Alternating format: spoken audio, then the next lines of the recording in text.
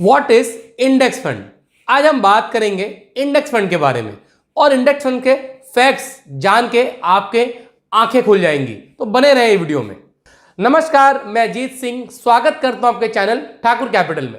हम जानेंगे यह वीडियो में ये पॉइंट्स जो आपके स्क्रीन पे दिए हुए हैं।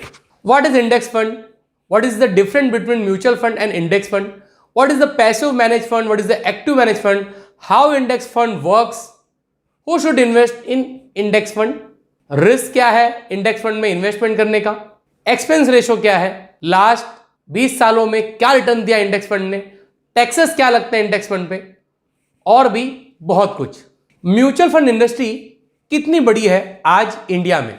आज इंडिया में म्यूचुअल फंड इंडस्ट्री का साइज 38,56,000 करोड़ का हो चुका है मई 21 के डेटा के हिसाब से। देखें तो इंडिया ने रिसेंटली 10 करोड़ फोलियो रीच किए हैं, मतलब 10 करोड़ इन्वेस्टर आज म्यूचुअल फंड में या स्टॉक मार्केट में इन्वेस्टमेंट कर रहे हैं। बात करें तो आज इंडिया में टोटल 44 एसेट मैनेज कंपनीज हैं जो म्यूचुअल फंड जो हम लोग SIP के थ्रू या लमसम इन्वेस्टमेंट करते हैं उस फंड को मैनेज करती हैं। जैसे कि एग्जांपल इंडिया के टॉप 3 एसेट मैनेजमेंट कंपनीज की हम लोग बात करें तो SBI म्यूचुअल फंड जो 6 लाख करोड़ से ज्यादा का म्यूचुअल फंड मैनेज कर रही है, बाद में ICICI म्यूचुअल फंड और HDFC म्यूचुअल फंड, जिसमें से सिर्फ HDFC AMC ही म्यूचुअल फंड इंडस्ट्री की AMC कंपनी आज इंडियन स्टॉक मार्केट में लिस्टेड है। SBI म्यूचुअल फंड और ICICI म्यूचुअल फंड अभी तक लिस्टेड नहीं है। देखें तो ये तीनों कंपनी इंडिया का 40% अकेले एसेट मैनेज करती हैं, जो लगभग 15.5 लाख करोड़ है। हमने अब तक बात की ओवरऑल म्यूचुअल फंड इंडस्ट्री के बारे में, अब बात करेंगे इंडेक्स फंड के बारे में। What is index fund. Index fund एक प्रकार का म्यूचुअल फंड है जो कि एक इंडेक्स को रिप्रेजेंट करता है। इस इंडेक्स में नंबर ऑफ स्टॉक्स होते हैं। जैसे हम एक एग्जांपल लेते हैं कि स्कूल में हमारे फर्स्ट पेज पे इंडेक्स होता था और उसके अंदर चैप्टर्स होते थे। उसी तरीके से यहां पे इंडेक्स होता है और उस इंडेक्स के अंदर स्टॉक्स होते हैं। बात करें निफ्टी इंडेक्स फंड की, तो जो निफ्टी में स्टॉक्स है, इंडेक्स फंड उसी स्टॉक्स में इन्वेस्टमेंट करता है। जैसे कि निफ्टी इंडेक्स में 50 कंपनियां हैं, सेंसेक्स में 30 कंपनियां हैं। अब यह कंपनी कौन डिसाइड करता है, यह सवाल भी आपके मन में आ रहा होगा। जैसे निफ्टी NSE को रिप्रेजेंट करता है और सेंसेक्स BSE को, तो NSE और BSE ही दोनों ये डिसाइड करते हैं कि NSE में कौन से शेयर्स होंगे निफ्टी में और BSE में सेंसेक्स में कौन से शेयर्स होंगे। तो निफ्टी 50 NSE ने डिसाइड किया है और BSE 30 ये BSE ने डिसाइड किया है। आज index fund ETF exchange traded fund भी अवेलेबल है NSE में और BSE में। डायरेक्टली आप ETF के थ्रू भी म्यूचुअल फंड में इन्वेस्टमेंट कर सकते हैं। आप अपने स्क्रीन पे देख सकते हैं NSE में कौन कौन से ETF है, मतलब आप डायरेक्टली जिस तरीके से शेयर्स बाय करते हैं उसी तरीके से इंडेक्स फंड के ETF भी बाय कर सकते हैं। और इसका जो एक्सपेंस रेशियो है ये बहुत ही कम होता है अगर हम लोग कंपेयर करें म्यूचुअल फंड से। तो what is the difference between mutual fund and index fund. Mutual fund और इंडेक्स फंड, देखें तो म्यूचुअल फंड का ही इंडेक्स फंड एक पार्ट है। बहुत बड़ा अगर एक मेजर डिफरेंस बोले तो जो इंडेक्स फंड है वो एक पैसिव फंड है। अब ये पैसिव फंड क्या होता है हम आगे देखेंगे इसी वीडियो में। अगर हम बात करें एक्टिव फंड की, तो एक्टिव फंड को एक फंड मैनेजर मैनेज करता है जिनका एक्सपीरियंस मोर देन 20 ईयर या 25 ईयर्स का होता है। वो बाय और सेल करते हैं स्टॉक्स को अपने क्लाइंट्स के लिए कि वो अपने क्लाइंट्स के लिए ज्यादा से ज्यादा रिटर्न जनरेट कर सके मार्केट से। और वो कोशिश करते हैं जो बेंचमार्क है निफ्टी और सेंसेक्स, उन्होंने जो रिटर्न दिया है वो उससे ज्यादा रिटर्न देके दिखाएं अपने इन्वेस्टर्स को। ये तो बात हो गई एक्टिव फंड की। अब बात करते हैं इंडेक्स फंड की। इंडेक्स फंड की बात करें तो इंडेक्स फंड में वेटेज के हिसाब से पैसे इन्वेस्टमेंट होते हैं। ये वेटेज क्या है हम इसी वीडियो में आगे देखेंगे। जो फंड को कोई भी फंड मैनेजर मैनेज नहीं करता उस फंड को पैसिव मैनेज फंड कहते हैं। मींस पैसिव फंड में कौन कौन से शेयर बाय करना है, कौन कौन से शेयर सेल करना है, ये कोई भी फंड मैनेजर्स का डिसीजन नहीं लेता। तो यह डिसीजन कौन लेता है, यह सवाल भी आपको आ रहा होगा। What is active manage fund, active manage fund उसे कहते हैं जिसे फंड मैनेजर एक्टिवली बाय और सेल करता है शेयर्स अपने क्लाइंट्स के बिहाफ पे। मोस्ट ऑफ जितने भी फंड मैनेजर हैं उनको 20 से 25 साल का एक्सपीरियंस होता है स्टॉक मार्केट का, जहां पे वो अपने एक्सपीरियंस के हिसाब से बेस्ट डिसीजन लेते हैं अपने क्लाइंट्स के लिए। मींस वो अपने क्लाइंट्स के पैसे अपने एक्सपीरियंस के हिसाब से पर्टिकुलर स्टॉक्स में इन्वेस्टमेंट करते हैं और ज्यादा से ज्यादा रिटर्न जनरेट करने की कोशिश करते हैं अपने क्लाइंट्स के लिए। एक्टिव फंड का जो एक्सपेंस रेशियो है वो हमेशा ज्यादा होता है पैसिव फंड से। अब ये एक्सपेंस कितना होता है ये हम आगे देखेंगे।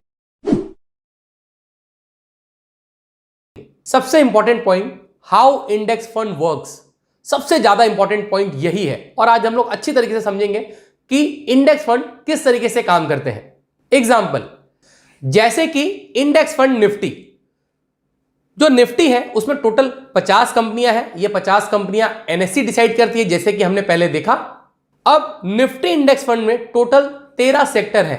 मतलब अगर आप निफ्टी इंडेक्स फंड में इन्वेस्टमेंट कर रहे हो तो आप बाय डिफॉल्ट 13 सेक्टर्स में इन्वेस्टमेंट कर रहे हो, तो जो आपका डाइवर्सिफिकेशन है वो ऑलरेडी हो जाता है और उनके वेटेज के हिसाब से आप उन कंपनीज में इन्वेस्टमेंट कर सकते हो। आप वेटेज देख सकते हो यहां पे अपने स्क्रीन पे। अब हम समझेंगे कि अगर आपने 100 रुपए अगर आपने इन्वेस्टमेंट किया इंडेक्स फंड में तो उसमें से 36.14% मतलब 36 रुपया 14 पैसा सिर्फ जो फाइनेंशियल्स कंपनीज हैं उसमें जाएगा। कौन कौन सी फाइनेंशियल्स कंपनी है अगर हम लोग देखें तो निफ्टी 50 की जो कंपनीज हैं वो है HDFC bank, HDFC limited, ICICI bank, axis bank, Bajaj finance. ये सब जो कंपनी है ये फाइनेंशियल इंडस्ट्री को रिप्रेजेंट करती हैं और हमारा 36.14% जो पैसा है 36 रुपया 14 पैसा इन कंपनीज में इन्वेस्टमेंट होगा। वैसे ही आईटी कंपनी की बात करें तो आईटी कंपनी में हमारा जो पैसा इन्वेस्टमेंट होगा वो होगा 17 रुपया 66 पैसा। तो 100 रुपीज में से 17 रुपीज 66 पैसे आईटी कंपनी में इन्वेस्ट होंगे अगर हम लोग निफ्टी इंडेक्स में इन्वेस्टमेंट करते हैं तो। अब बात करें तो जो मेजर कंपनी है वो इन्फोसिस और टीसीएस है आईटी में। तो अब सबसे ज्यादा इंपॉर्टेंट ये है, तो क्या ये 17 रुपया 66 पैसा इक्वली मतलब 50-50% इन्वेस्टमेंट होगा इन्फोसिस में टीसीएस में? तो नहीं, बिल्कुल ऐसा नहीं है। हम लोग देखें तो एज पर जो वेटेज है, जो इन्फोसिस का वेटेज है निफ्टी में और जो टीसीएस का वेटेज है उस वेटेज के हिसाब से ये इन्वेस्टमेंट होगा। अगर बात करें हम लोग वेटेज की तो आज इन्फोसिस का जो वेटेज है वो निफ्टी में है 8.67% और टीसीएस का जो वेटेज है वो है 5.02%।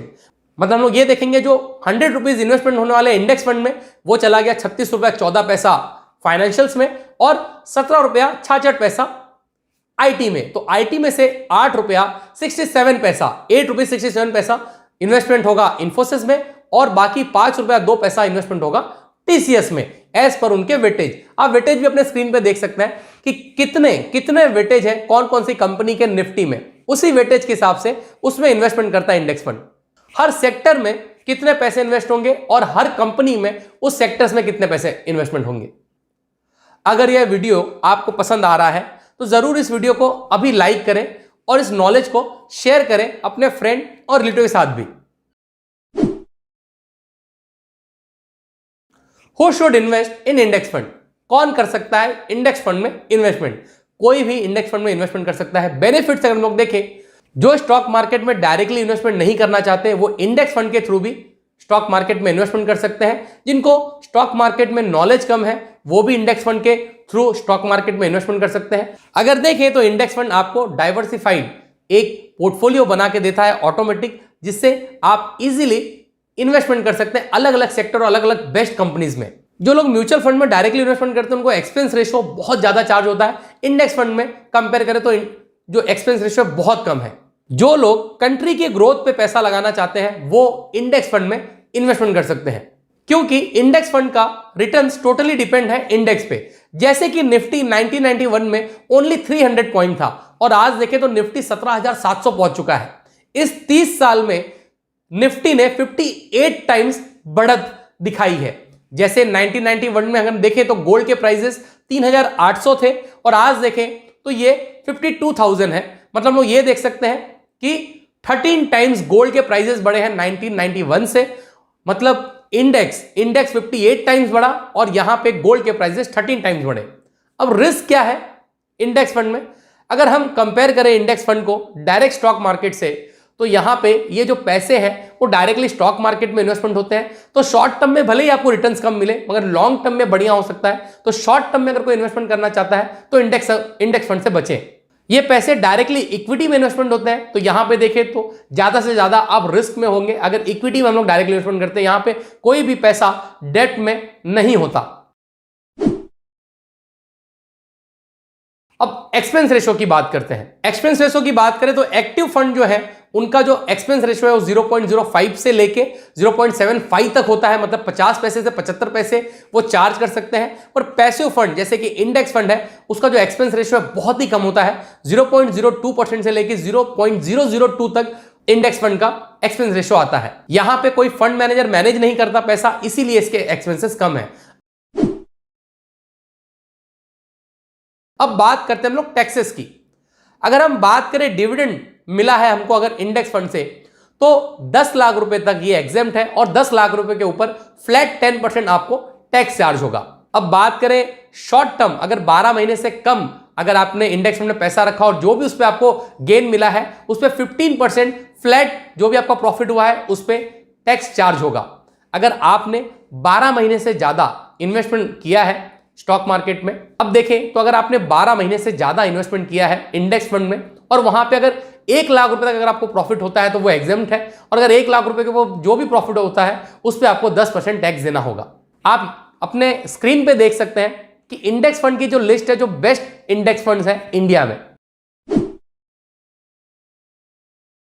अब बात करते हैं इंडेक्स फंड के रिटर्न्स की लास्ट 20 साल में। लास्ट 20 साल में देखें तो 14.20% CAGR compounding average growth rate का रिटर्न दिया है इंडेक्स फंड ने, और ऐसा एक्सपेक्टेशन है कि आने वाले 20 साल में 17% CAGR के साथ रिटर्न दे सकता है यहां से इंडेक्स फंड।